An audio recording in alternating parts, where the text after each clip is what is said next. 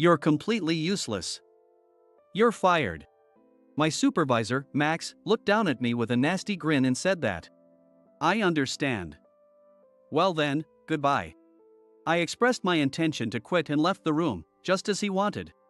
Max didn't know that I was one of only 5 people in the US who held a particular certification, and he would regret this soon. After all, he just let go of a valuable asset. Moreover, I quickly moved to a rival company next door, and soon after, our positions would be completely reversed. My name is Sean Oliver, a 43-year-old single man. I've always dreamed of having a warm family, but being a workaholic, I haven't been fortunate in finding a partner. I moved to New York for college from a rural area, gained various experiences, and now work diligently at a medical device manufacturer in the city. Since the company operates nationwide, I could work in a different location if I wished, but I plan to consider that when my parents get older. For now, I want to grow in the city as much as possible while facing the various challenges. The company I work for values its employees and customers, believing that employees who do meticulous work create a better customer experience.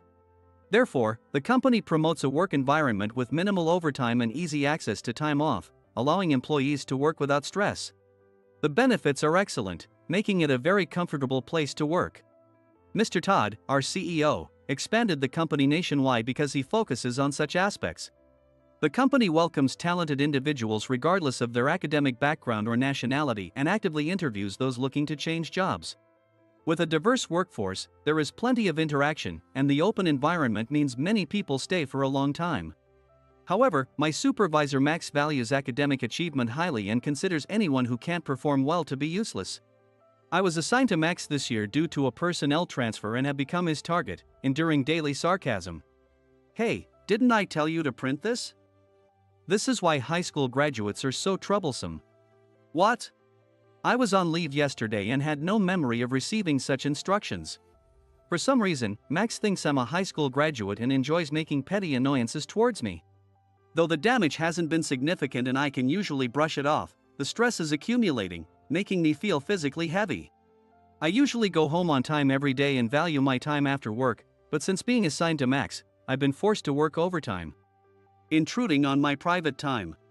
The work at the medical device manufacturer is varied, with some employees going on sales calls, others receiving inquiries from patients, and some working with doctors to develop new medical devices. I was assigned to the department that collaborates with doctors on medical device development. So I understood that some overtime was inevitable due to the nature of the work. However, I couldn't accept the overtime caused by Max dumping his miscellaneous tasks on me. Still, I remained passionate about my work. As the weather gets colder, more people tend to fall ill, and infectious diseases become prevalent, making it a busy season for the medical industry. One day, after finishing a meeting with a doctor, Max called me over. Here comes the usual sarcasm time. With heavy steps, I approached Max's desk. You know, you're being too familiar with the doctors. It's disrespectful. Don't get too cocky. No, that's not my intention. I tried to refute the baseless accusation, but a headache struck at that moment. My body signaled me to stop, so I looked down without arguing. What, are you talking back? Remember, Mr. Todd is doing his monthly rounds next week. If he hears your cheeky tone, I'll be the one getting reprimanded. Indeed, as Max said, Mr. Todd would be making his rounds next week. It's a monthly visit to see the employees' faces, born out of his genuine concern for his staff, but Max calls it an inspection. Whenever Mr. Todd's visit is announced, Max tells his subordinates to tidy up their desks, acting only to avoid getting scolded. At its worst, he would tell us to clean up the very documents he had dumped on us, leading to overtime. I've heard stories of several people quitting due to Max's harassment, and as I'm gradually being pushed to my limits, I understand how they felt. Just as I was contemplating how to respond, Sarah from the accounting department awkwardly approached. Sorry to interrupt. Mr. Todd is coming tomorrow, so I need to report this invoice, but it lacks details. Max shot me a glance and indicated with his chin that I should handle it immediately. Feeling sorry for Sarah, who had nothing to do with the issue between Max and me, I told her I would bring the necessary documents to the accounting department later. Though irritated by Max's attitude, I started looking for the documents related to the invoice in Sarah's hands. As a certified public accountant, I generally know which documents are needed and what auditors look for. Thus, I'm often called to the accounting department, but Max, unaware of this, complains every time I leave my desk. Well, this time Sarah went out to see me so he would not complain. But I was dismayed that he could not answer the question on the spot even though it was his bill. I apologize for the missing attachment. When I brought the missing documents to the accounting department, Sarah looked concerned and seemed worried about Max's earlier behavior. He was really harsh with you. Are you okay? I'm fine, it's just the usual. I said this and left. When I returned to my desk, I found a mountain of paperwork waiting for me, making me sigh. It was the monthly paperwork sorting routine. I was almost impressed by how Max managed to accumulate so much paperwork in just a month. It seemed my lack of complaints and silent work irritated Max, as he made a point of coming over to make snide remarks. Hey, here's some work for the incompetent. Also, I'll be attending the meeting with the doctor tomorrow. Your overly familiar attitude must have upset them. I felt a wave of panic hearing those words. No, it's unusual to change the person in charge suddenly, and the content is quite specialized, so I should go. What? If it's specialized, then it's even worse for you to go. It's terrifying to think that someone as incompetent as you is developing medical devices. Knowing that Max's interference would only cause trouble for the doctor, I tried to argue but was immediately shut down. As a result, the development project that had been progressing smoothly encountered difficulties after Max attended the meeting the next day. Didn't I tell you? Without specialized knowledge, the project won't move forward. I was furious and confronted Max. What? It would have been the same result with you, don't act all high and mighty. You're lucky. Doctors are so stubborn. This project is over. My blood pressure rose at Max's words. The medical device we were developing was highly anticipated by many patients. Knowing this, I was infuriated by his reckless actions. I left the office to apologize to the doctor. Hey, where are you going during work hours? Max shouted something, but I ignored him. I hurried to the hospital where Dr. Casey Miller worked. I was determined to reschedule today's meeting. Hey, there you are, you incompetent. Seeing my face, Casey greeted me with those words. Come on, that's not fair. Max must have said something, right? Yeah, he boasted that he was taking over the project from you. I bowed my head to Casey, who was my college classmate. I was assigned to this project because of my medical background and license, but Max, knowing nothing about it, had taken over and messed things up. Though Casey wasn't particularly angry, he said that as long as Max was involved, the project wouldn't progress, and we might have to halt it. I promised to negotiate with Max to get back on the project and parted ways with Casey. Since I was at the hospital, I decided to do some sales work and headed to the nurse station. Casey often provided feedback on useful items for the medical field, and I appreciated hearing the nurses' opinions as well. Although it was usually just a brief chat due to their busy schedules, the feedback sometimes led to new products or improvements. To my surprise, I ran into Sarah at the nurse station. Oh, Sean, are you unwell? She asked with a worried expression. No, I'm perfectly healthy. Hearing this, Sarah looked relieved. So, why are you here? Sarah explained that her brother was hospitalized here with a gastrointestinal illness. Her brother had also been a subordinate of Max and had suffered under his harassment, eventually falling ill. Please be careful with him. I don't want you to end up like my brother, enduring until you break down. Sarah's sad smile squeezed my heart. I couldn't believe there was a victim so close to me. I trembled with anger that had nowhere to go. When I returned to the office, Max approached my desk. Why did you go to the hospital? I got approval to rejoin the project. This project doesn't belong to you, it's a team effort. As I calmly started my work, Max seemed irritated. That day, he dumped even more miscellaneous tasks on me than usual, and I was utterly exhausted. The day Mr. Todd came for his greeting visit, I'd finally fallen sick and had to take a day off. After getting an IV and resting over the weekend, I recovered and returned to work on Monday, but it turned out to be a bad day to be absent. Hey, what's the point of coming in now? You weren't here when it mattered yesterday. Max yelled at me as soon as I arrived. Do you think this job is a joke? I apologize for not managing my health properly, but I don't take this job lightly. I usually decide to ignore most of what he says, but when it could cause misunderstandings with others, I can't help but respond. This only makes Max more heated. What? Do you even know what day it was when you were absent? You embarrassed me. Apparently, Mr. Todd had pointed out my absence, emphasizing that it's a supervisor's role to minimize overtime. At that moment, Mr. Todd appeared. Sean, I heard you were out last week. Are you all right? He was at the head office for an audit and took the time to check on my health. Max's attitude changed instantly from the domineering tone he had used earlier. Mr. Todd, he's fine now. It's really a problem when employees can't manage themselves. Plus, he's overly familiar with the doctors on the medical device project. Though I had many things I wanted to say, I held back in front of Mr. Todd. Mr. Todd listened silently, which Max took as a cue to continue criticizing my behavior. Just then, Casey appeared. Excuse me, we have a meeting now, he said, allowing me to leave the scene. You took me off the project. Max tried to stop me, but Casey handed me the meeting documents, letting me proceed.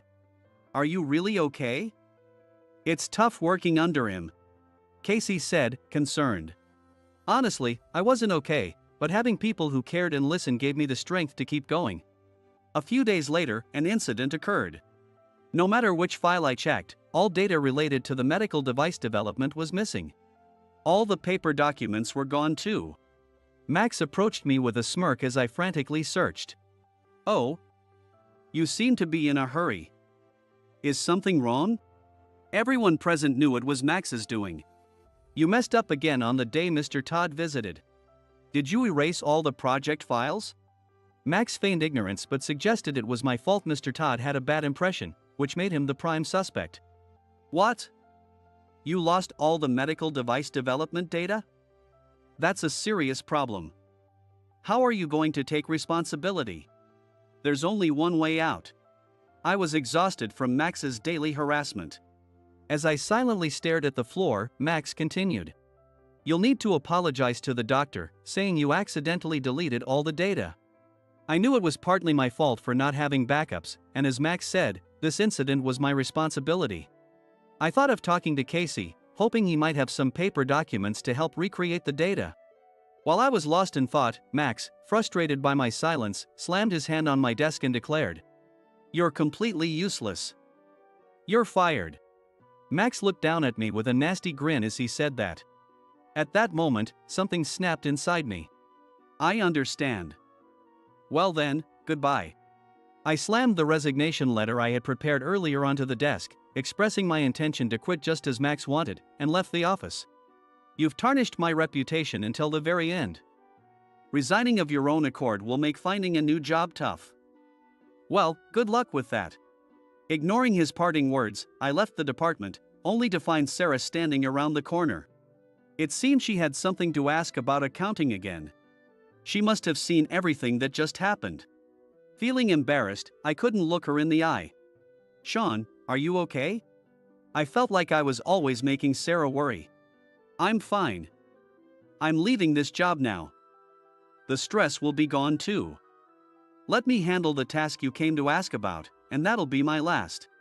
Why does someone like you, who works so hard, have to quit? Why doesn't Max pay a price? Sarah looked like she was about to cry. But I knew for sure that he would pay a price soon. I had that conviction. Besides, despite suddenly leaving my job, I already had another opportunity lined up, so I felt no regret or anxiety. With qualifications as a doctor, lawyer, CPA, and social worker, I am one of only about 5 people in the US who hold all these certifications. I use my medical knowledge to develop new medical devices and my legal expertise when necessary. As a social worker, I also directly consult with patients and introduce them to various systems and services. It's unfortunate that Max only sees me as just another office worker. I was hired because of these qualifications and have handled a variety of tasks. I've even received direct requests and consultations from Mr. Todd. With my resignation, the company would incur additional costs for hiring and consulting, which was clearly evident. The poor impression Mr. Todd would have of Max didn't concern me anymore. But Sarah, unaware of this, continued to worry about me. I handed Sarah my business card from the new company, telling her to reach out if she needed anything. I then immediately joined the neighboring rival company. Casey later told me that the medical device development at my former company was scrapped. So, I'm counting on you from now on. Yeah, leave it to me. At the new company, I resumed working on medical device development, forming a new project team and starting afresh. I was recruited by Mr. Simon, Casey's father, after he learned about my situation. Being a rival company, I was quickly given a position where I could be an immediate asset. Casey found it more flexible and easier to proceed working on the project with his father's company, and things progressed smoothly. A year after joining, the medical device we developed was released. When bedridden elderly patients are left unattended for long periods, they can develop bed sores. To prevent this, caregivers must reposition them or place cushions every few hours. However, this can be a significant burden for caregivers in hospitals and elderly care facilities that manage many patients. So, we focused our research on how to reduce the burden on caregivers while ensuring that patients could prevent bed sores without additional stress. We developed a device that supports turning the patient every few hours. If the cost is too high, it won't sell and won't reach those who need it. The challenge was to make the device affordable while maintaining safety, and after a year of development, it received positive feedback. Mr. Simon was pleased and encouraged us to continue our work for the benefit of society. Then, unexpectedly, my phone rang, displaying Max's name. Though hesitant, I answered, knowing he might come to my office if I didn't. "What the hell did you do?" Max sounded panicked, and I knew why. "Long time no see. Is something wrong?" Amused by his distress, I pretended not to know. "Of course something's wrong. I launched the medical device you were working on. And now we're getting swamped with complaints and lawsuits for patent infringement." 6 months after I left, Max had launched the device using my stolen data. But it was still in development, with safety issues unaddressed. The release led to malfunctions, complaints, and lawsuits from injured users, leaving Max in a panic. Actually, it was my company that sued for patent infringement. Unable to hold back my laughter any longer, I explained the truth to Max. "So, you were the one who stole the data from my computer. It's only fitting that a thief pays a price. It's terrifying that someone without any qualifications like you tried to develop medical devices. You may not have known, but I hold qualifications as a doctor, lawyer, social worker, and CPA." When I told him that I was one of only 5 people in the US with such qualifications, Max was left speechless. "I have experience as a doctor, and I've gradually worked my way through various fields to get to where I am now. But I guess, in your eyes, I'm still incompetent. Does Mr. Todd know about this?" he said in a low voice. Even now, he was still concerned about Mr. Todd's opinion. I was beyond exasperated. Of course he knows. He hired me because of my qualifications. Come back. That's an order from your supervisor. Even after a year since I left, he still thought of me as his subordinate. He was so panicked that he hung up abruptly, but I decided to ignore it. The next day, Max stormed into my new company. "What do you mean by ignoring my orders? You've tarnished my reputation. Get back and clean up this mess immediately." Max's shouting drew curious looks from my colleagues. "Excuse me, I'm no longer your subordinate. If you continue to make a scene, I'll call the police." I pointed to the exit, urging him to leave, but Max showed no sign of backing down. Just then, Mr. Todd from my previous job appeared. "Stop embarrassing yourself. Quiet down." Seeing Mr. Todd, Max turned pale and began to tremble. My apologies for the trouble Max has caused. "Sean, I'm sorry I couldn't help you when he was pressuring you." Mr. Todd continuously apologized. "No, you don't need to apologize. I wasn't facing any issues now, and I was doing the work I loved, so there was no need for concern. I just wanted Max taken away from here as quickly as possible." Then Mr. Todd said something unexpected. "Sean, or rather, President Oliver, I hope you can look after our company from now on." Everyone, including myself, Max, and the other employees, were stunned. "What do you mean?" "Ugh, you beat Dad. He always takes too long to say things." Casey, who had heard about the commotion from the employees, had come over. I still couldn't understand the situation. When I asked for an explanation, Casey started to reveal the truth.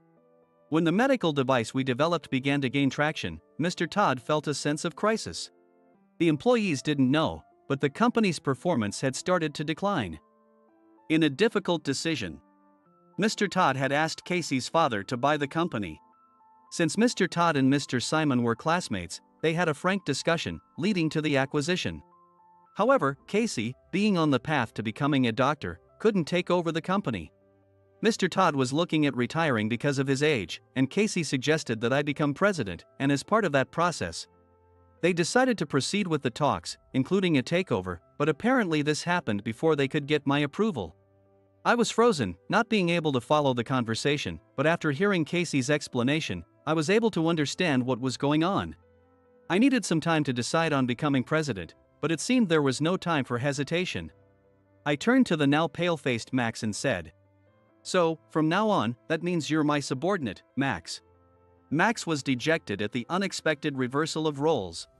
The employees burst into cheers and applause.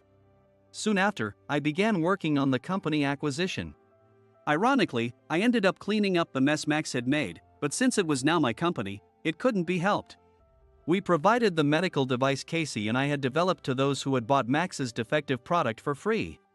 And we covered the medical expenses for the injured users. However, we decided not to withdraw the lawsuit for patent infringement. Wait, Mr. Oliver. Why won't you drop the lawsuit? Upon consulting Mr. Todd, we found that Max had independently sold the medical device without the company's consent. This was problematic for the company, and we felt he needed to take responsibility. Max, who thought all the problems would be solved once the companies merged, was in a state of panic once again. It turns out Max was also being sued by Sarah's brother, who was demanding compensation, leaving him completely overwhelmed. Ultimately, someone who was being sued couldn't continue working, and Max, who had been absent without permission, was dismissed according to company regulations. What happens to him next is none of my concern. As for me, despite the unfamiliar role as president, I continued to visit Casey's hospital. You really managed to come often despite being so busy. Thankfully, I built good relationships with the nurses, who now offer more feedback and seek my advice more than ever. Besides, there's another reason I visit the hospital. Sean. My brother is ready now.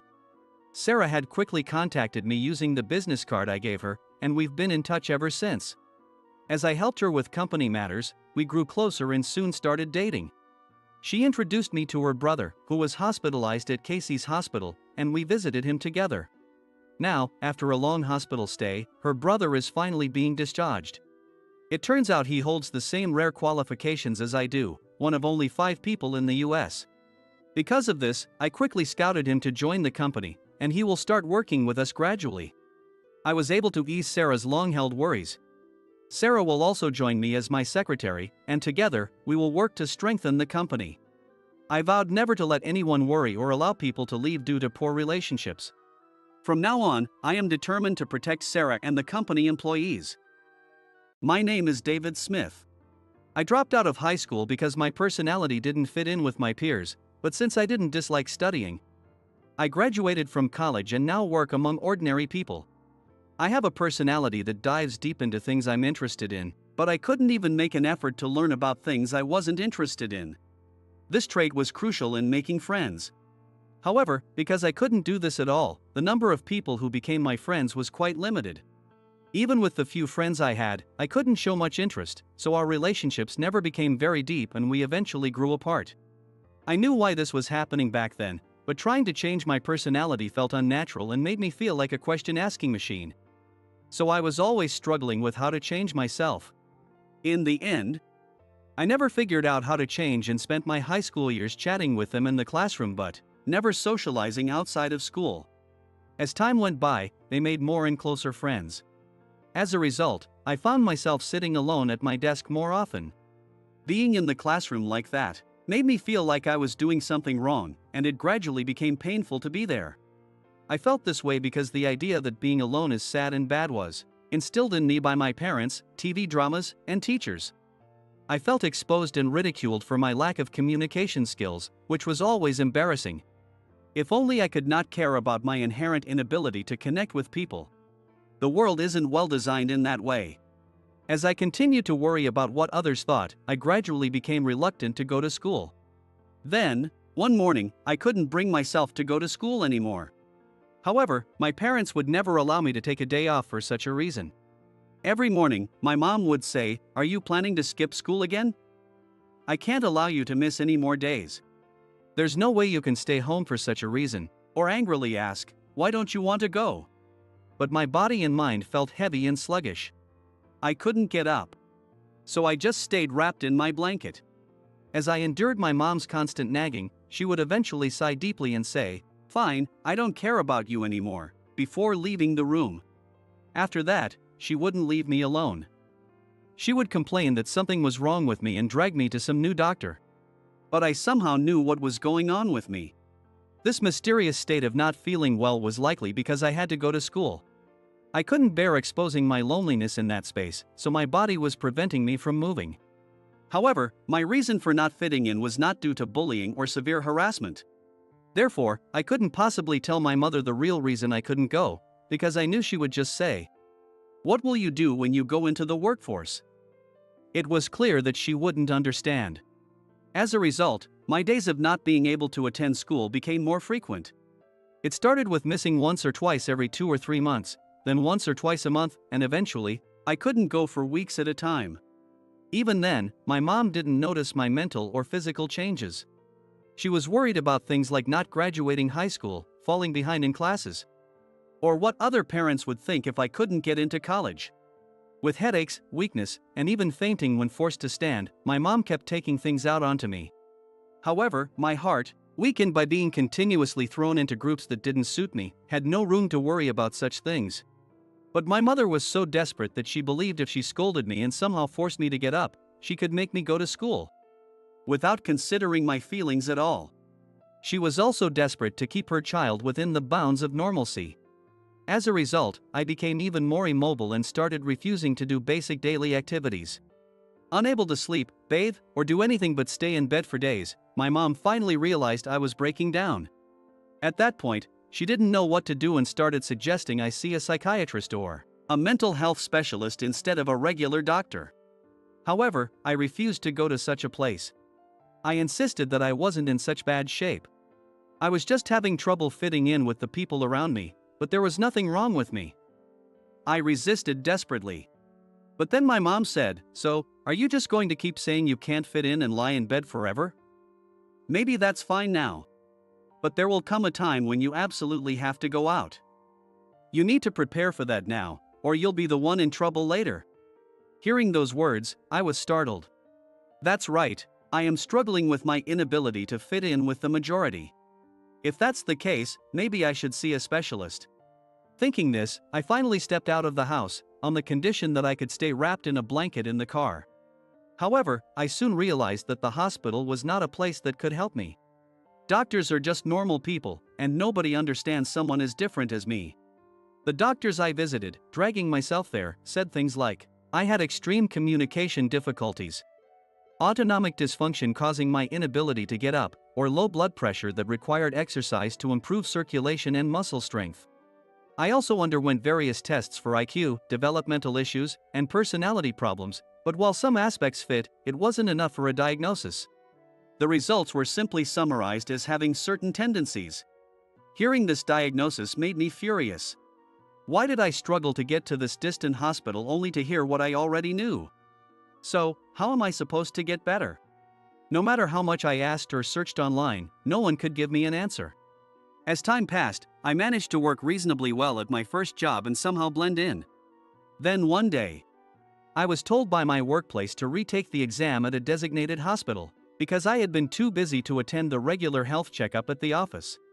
So, I visited a familiar hospital near my home. Even though I was used to it, I felt a sense of dread thinking it would be crowded. Why do I have to spend my day off here? I thought resentfully as I walked into the brightly colored lobby of the large hospital. As expected, the hospital was crowded with patients who had come from far away with referral letters. The spacious general reception was packed with elderly patients, people in their 40s and 50s, young adults, and children. It looked like I would be spending the whole day at the hospital despite it being my day off. The magazines on the shelf seemed like ones I had read elsewhere, and if I used my phone too much, I might miss urgent calls from work. I was competent at my job, and over the years, I had gained considerable trust from my workplace. And since I had established a certain level of status for my age, even on holidays, I would often get questions about work or sudden requests like, "Can you come to office?" So, I wanted to save my phone's battery. Moreover, I was someone with a rather dull and overly practical mindset. Wondering what was so enjoyable about endlessly playing games or watching videos when it was of no benefit. I simply wasn't good at killing time. I was a workaholic, not because it sounded good, but because work was all I had. So, I hated being asked what I did on my days off. Of course, on my days off, I rested. I ate nutritious food in moderation and slept to recover my strength. To me, that was what resting meant. I couldn't understand why people would exhaust themselves with activities like concerts, festivals, or camping trips only to carry that fatigue into the next day with a smile. No wonder I didn't make friends, I thought. But I couldn't find meaning or enjoyment in those things. Is this an illness? I didn't even know. So, I didn't talk much with my colleagues and had few friends. In fact, I had almost none. But because I focused intensely on my work and studies, I earned the trust of patients and nurses more than any of my peers. When patients thanked me, saying they were cured because of me or that it wouldn't have been possible without me, I felt glad I had pushed forward in my own way. That's right, even famous inventors dedicated themselves to their work and research, and they made a name for themselves. So, I'll become like that. In school, where average robots are desired, I was seen as odd, but not now. As an adult, even a competent person who just works hard can be recognized as useful. So, I'll stick to this path. I could now think this way without demeaning myself. As I was reminiscing about various things from the past, I realized that someone was calling my name, David. Finally. I thought, as I reluctantly got up and slowly walked to the reception, where I saw a strikingly tall, slim woman. Even from behind, it was clear she had a small head and long, slender limbs. It was obvious at a glance that her coat, clothes, bag, and shoes were all high-quality items from a good store, not just flashy brand names. Her hair was relatively bright and curled. As I passed by her, slightly annoyed, wondering what kind of person she was to wear such confident attire, she addressed me in a haughty tone. "Oh, I feel like I've seen your face before." In that moment, lots of questions filled my mind. There was no way I had such an arrogant acquaintance. Then who is she? Did I have any classmates that haughty? As I turned to look at her, I couldn't recognize her through the heavy makeup. However, it was rare to see someone so beautiful and attention-grabbing. Oh, right. I remember now. She was the popular beauty in class who flaunted her looks and intelligence, making her quite unbearable. Yet, everyone in class paid attention to her because of her stunning looks and brains. I think everyone secretly liked her a bit. The attention she received was clearly special. She was aware of her high status in high school and acted very arrogantly. Her arrogance involved belittling the unnoticed, quiet ones in class, making them the butt of jokes. And I was one of her targets. Why had I forgotten about her? Since dropping out of high school, my battleground had been at home. Enduring my parents' reprimands and the accusing looks for not completing even the minimum education. Dealing with their worries about my future and the daily anxiety left me exhausted. So, I hadn't had the time to think much about the unpleasant people from school. Now I remember. The bad memories of her are still vividly replaying in my mind. She, Emily, always said things that belittled me loud enough for me to hear. Why did she go out of her way to pick on a quiet guy in the corner of the class? Why did she mock and laugh at me? I didn't understand that feeling back then, but now that I've grown up, I've seen the characteristics of people who make nasty comments about celebrities online, and I've recently come to understand that feeling. First, they must be experiencing some kind of intense stress. It could be from studying, exams, relationships, poverty, or loneliness. People who leave such comments are often bored and lonely. And without money, they couldn't even kill time.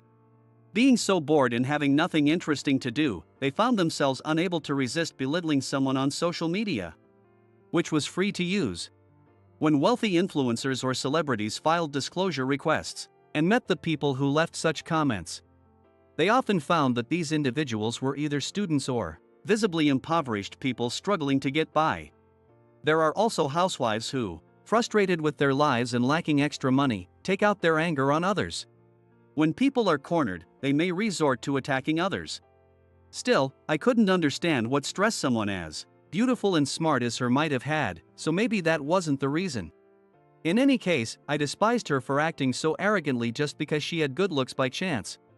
What an ugly and base heart she has, I thought. Though there wasn't a single thing in which I could surpass her, I believed that, as a person, I was definitely better. No matter how much she insulted me, I continued to ignore her. Eventually, after a year, she seemed to lose interest in me, and the harassment stopped. Though she wasn't the reason I dropped out, the unpleasant feelings and memories lingered. After dropping out, I often felt anxious and restless, so without my parents' watchful eyes, my thoughts often returned to those painful memories, causing me to feel down again. The nasty words people say continue to torment the ones they were directed at. With that in mind, I didn't want to talk to her for even a second longer, so I nervously replied, "Oh, maybe you've got the wrong person?" while sweating internally. Naturally, she wasn't going to let it go at that. "Ha!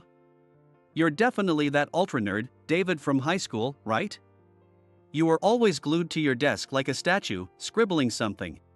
It was super creepy. We used to joke that you were probably drawing some nerdy anime girls or whatever." Oh, remembering it is hilarious. Emily sneered, clearly enjoying herself. Seeing her face, I felt even worse. Ah, she hasn't grown up at all since then. I realized in that moment that some people just never grow up mentally, no matter how many years pass. Emily was exactly the same as she had been back then. I was impressed by her nerve to put me down based purely on her imagination, without ever checking if I was really drawing. I desperately wanted to get away from there. But she wouldn't let me go just like that. As I wondered what to do, she continued with that annoying smile. "Haha, that's why your grades were so poor, right? You always looked so down. It was really unpleasant to watch. It's disgusting just to see an introvert." I can't help but say something. "You must have wasted your time on useless things and never studied. And even if someone like you tried seriously, you'd still fail. Remember how Michael always yelled at you not to mess things up during the sports festival prep? That was hilarious. You were always out of place in class, and now you've dropped out. How pathetic." Her words cut deep, bringing back painful high school memories of always being scolded for messing up group activities, which only made me more nervous and clumsy, further irritating Michael and the popular boys. The flashbacks overwhelmed me, and I looked away from her, saying, "You don't have to say that here. I'm leaving now." Determined to get away, I started to walk away more forcefully. But she wasn't done venting her stress on me. Emily stepped closer and grabbed my arm. "You haven't changed at all. Always nervous, making weird movements. That's why you ended up dropping out. So, what are you doing now?" "Probably just working at some part-time job anyone can do. I got into K University without any trouble and landed a great job. Our lives couldn't be more different. They say the social ranks in school carry into adulthood, and it's true. You were always scolded for messing things up. You're probably still seen as a useless idiot at work. Working part-time and always getting scolded. You're too pathetic to pity," she laughed. I immediately wanted to shout, "That's not true," but the cowardly version of me from the past, who could never say anything, resurfaced in front of her. Oh, I guess as a person, I'm still the same as I was back then. Just because I'm competent at work doesn't mean I've truly grown. For a moment, I felt a wave of despair. However, I quickly realized that raising my voice would only escalate the situation. I desperately wanted to avoid that, so I decided not to respond and tried to brush off her hand. But if I did it too forcefully, she would undoubtedly claim that I was being aggressive towards a fragile woman. So, I resigned myself to the fact that the stronger man would just have to endure it, feeling helpless as I slumped my shoulders. However, I desperately wished she would just let me go. I felt an intense frustration with myself for not being able to simply shake off her hand and run away. Oh, just because she's a woman, I can't stand up to her. What an unfair position I'm in, now and always. I clenched my teeth and had no choice but to wait for her next words. Then, Emily raised her voice even louder and said, "Hey, did you come to the neurosurgery department because you thought your clumsiness and offbeat nature were a disease? Too bad. There's no medicine to cure someone as incompetent as you. Actually, this department can't cure someone like you. Your congenital stupidity can't be fixed now. If there were a medicine for that, all the incompetence in the world would be flooding this hospital. You're truly an idiot." She seemed to enjoy seeing my pained expression. But I had one fact that could put her in her place. "Are you here for an appointment?" She looked surprised that I was saying anything. "Yeah, so what?" "Well, I was supposed to have the day off today. I only came for a checkup, but they assigned me a new patient due to many emergencies." When I said that, she looked confused and sneered. "Ha? What nonsense are you talking about? There's no way someone like you, who couldn't even graduate from high school, could become a doctor. You're the kind of pathetic introvert who says delusional things like that. You've become even more pathetic to me." "Seriously, stop lying." Emily continued to belittle me like that. I sighed deeply and decided to reveal the truth. "Listen. I may have dropped out of high school, but not because I was bad at studying." "Ha? You were always at the bottom of the test rankings." She was right, my grades were poor in high school. However, it was just that the classroom environment, with its mix of same-age boys and girls, was overwhelming and painful for me. Filled with emotions and voices that didn't suit me. After dropping out of high school, I took some time to rest at home, but soon realized that I couldn't continue like that. And I resolved to make a change. Fortunately, even in middle school, I enjoyed studying, getting good grades, and learning new things, so I quickly got back into studying. However, there were times when I couldn't stay motivated on my own. So, I persuaded my mom, who kept complaining about the cost, by telling her that living without a high school diploma would definitely lead to financial struggles in the future. Eventually, she agreed to get me a tutor. That tutor, Mr. Johnson, created various problems for me to solve, and my grades improved rapidly. Also, Mr. Johnson wasn't the type to focus solely on studying. Thanks to him, I experienced for the first time the joy of talking about various things with young people. He also guided and encouraged me on both my studies and future plans. Because of this, I was able to take the SAT and interviews without losing motivation along the way. After that, Mr. Johnson introduced me to a tutor for my college entrance exams. Since I had decided early on to become a doctor, I picked out several medical schools in affordable areas that seemed convenient to commute to. I researched the reputations of those universities and chose my top choice. Then, with the help of a tutor who specialized in preparing students for that medical school, I threw myself into my studies with even more determination. Then, 3 years later, I successfully got accepted into my first choice university. As I explained this to Emily, her face fell into desperation. Seeing her disappointed face, I smiled slightly. "By the way, I'm trusted enough in the neurosurgery department here to handle the most difficult patients. That's why I'm your doctor today." Lowering my voice, I added, "Do you understand what that means?" This conveyed that her diagnosis wasn't good. Emily's face grew even paler, and she looked like a sick person anyone could recognize. Feeling a bit sorry for her, I said gently, "That's why I'm here on a weekend. But if you don't want an incompetent doctor, I can refer you to another top neurosurgeon." She still didn't want to believe the truth. "What? Nonsense. No way. Lying won't help you." She shouted and walked over to the neurosurgery reception, demanding to know if I was really her doctor. When she heard my name confirmed, she looked like she was about to faint. Seeing how unwell she looked, I couldn't help but feel sorry for her. But she was stubborn. "Hey! Just because you have the same name as the famous doctor here doesn't mean you can tell such awful lies," she shouted, her voice shrill and loud. With a sigh, I walked briskly into the examination room she was supposed to enter, grabbed a white coat from my seat, put it on, and attached my nameplate.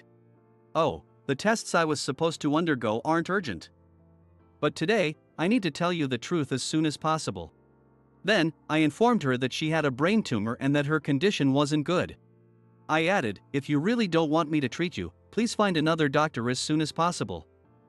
Otherwise, given your current condition, anything could happen at any time. Understanding the seriousness of the situation, she fell silent. Emily was trembling, with her face pale. The nurse, who had witnessed the entire exchange, wore a complicated expression but knew from her previous test results that it was best to leave her treatment to me. So, despite her grimace, she said nothing. Seeing this, she seemed to become even more aware of her situation. Seeing the reactions of those around her and reading my nameplate, she finally had no choice but to believe that I was indeed a doctor. And her earlier bravado vanished. With her rather awkward facial expression, she listened as I calmly explained the details of her hospitalization and surgery. She responded meekly, nodding along. Since her condition wasn't severe enough to require immediate surgery, I instructed her to prepare for hospitalization and return soon. Then sent her home for the time being. Although she seemed to have mentally prepared herself for the repeated tests, I couldn't help but admire her for being able to criticize me so energetically despite her poor condition. I didn't know if it came from her pride or something else, but I was once again amazed by Emily's determination to belittle others. A few days later, she was admitted to the hospital, and without causing a fuss or demanding a different doctor, I continued her treatment. During the consultations and right before the surgery, she became surprisingly calm, and just before the surgery, I even heard her say, "Please." She wasn't unintelligent either. She quickly understood her situation and decided to change her behavior. Watching her, I genuinely felt glad that I had persevered. Removing her tumor was challenging, but the surgery was successful. Even though she had harshly criticized me before, it didn't affect her treatment at all. Her recovery progressed well, and I felt relieved. Thanks to her following my advice, she made a smooth recovery. When she was discharged, she looked as if a burden had been lifted and shared some of her true feelings with me. She revealed that although she was praised by others for being cute and smart, she had no one she could truly trust. Additionally, her parents, while providing financially, added to her stress. Her father often made belittling remarks about women and children, which pressured her to excel in her studies to avoid his ridicule and disappointment. In the classroom, she was expected to be perfect, and it left her exhausted. During such times, she envied me for being able to immerse myself in what I loved without worrying about others' opinions. Initially, seeing others getting scolded by their parents made me feel like a winner because I was praised for my appearance. But being seen as perfect meant people rarely confided in me. They assumed I had no worries and didn't try to connect with me. It all became too much, leading me to seek escape through relationships and work, but it didn't help. People envied me and gossiped, leaving me isolated. Maybe that's why I got sick. As Emily spoke, her face was very calm, showing that she was sincere. She then sincerely apologized for everything she had done to me and thanked me for my attitude and proper treatment before she was discharged. I am not handsome or anything special, and I lived being criticized by everyone until I became a doctor. But there are people who seem to have it all, and I used to think that such individuals lived with less suffering than I did. Even if they had their own struggles, their lack of inferiority complexes meant they could live more comfortably for longer periods.